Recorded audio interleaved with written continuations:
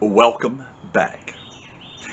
This is the 42nd segment in our series, Because It's True, making the case for Christianity in bite-sized pieces. One of the controversies surrounding the Bible has to do with the morality of God Himself.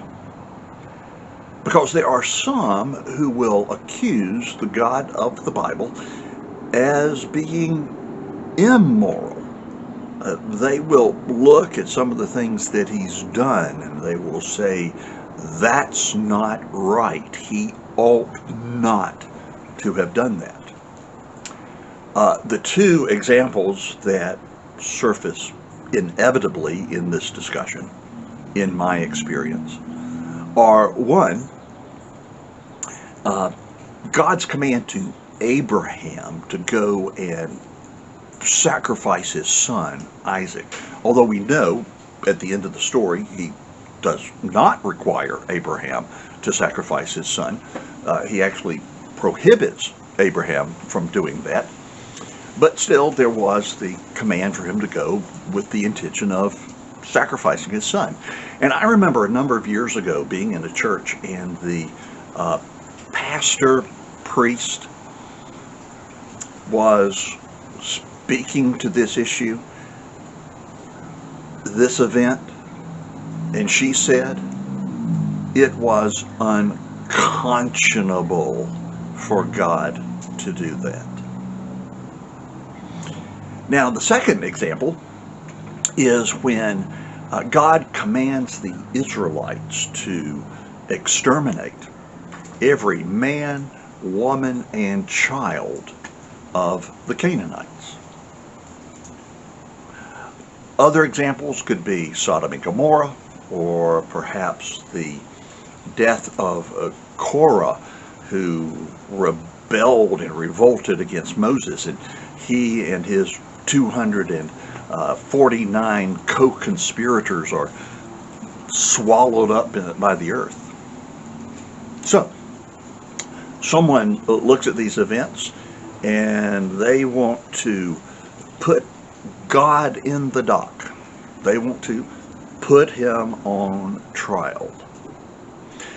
Now, I would suggest that when we approach this question, we need to very clearly understand, what do we know of the God of the Bible? Who is it that we are trying to put on trial? Now, there is a long list of His attributes, but I want to focus on just 5 right quickly, because they really do pertain to this question. First of all, we know that He is the creator of all things, which means that He created the moral order. Secondly, He is omniscient. In addition to being omnipresent, being omnipotent, He is omniscient. He knows all of the details involved in whatever circumstance we're concerned with.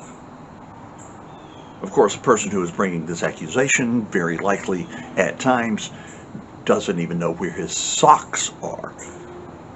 However, a third characteristic of God is that He is all-wise. He is infinitely wise. He's consistently wise. He is perfectly wise. Most folks who would bring an accusation of immorality to God aren't wise enough, quite frankly, nor am I, to know how much time we should spend on social media.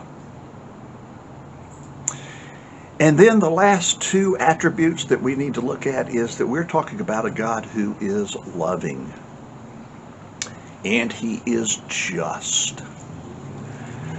And the ultimate demonstration of Him being a God of love and a God of justice, these 2 attributes are seen most clearly The ultimate demonstration of these two attributes together are seen at the cross. So, this is who someone is accusing. But let's just say that this person responds with, "But I don't think God fits that description." Well, in that case, you're not talking about the God of the Bible. You're talking about some God that has emerged out of your own imagination. If you're going to accuse the God of the Bible, you need to accuse the God of the Bible, and you need to accuse him who is as he is. But this person who makes the accusation says, no, there is a standard that transcends God himself. And this person, let's say it's you, you say there's this standard that transcends God itself, and you know there is, and you know enough to know that he has violated it.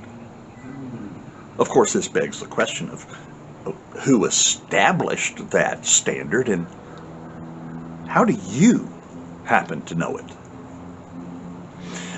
A.W. Tozer gave us a great diagnosis for this problem. He wrote, "To admit that there is one who lies beyond us, who exists outside of all our categories, who will not be dismissed with a name, who will not appear before the bar of our reason, nor submit to our curious inquiries. This requires a great deal of humility, more than most of us possess. So we save face by thinking God down to our level, or at least down to where we can manage him." This is the God who has said, "Who is this that darkens counsel by words without knowledge?" Who says, "Shall a fault finder contend with the Almighty? Your ways are not my ways. Your thoughts are not my thoughts. As far as the heavens are from the earth are your ways and your thoughts from my ways and my thoughts." Here's the scoop. As G.K. Beale writes in his little book, The Morality of God in the Old Testament, there is no judge above God to proclaim that God has done wrong. God decides what he will do, and whatever he does is considered right for him because he is the ultimate judge.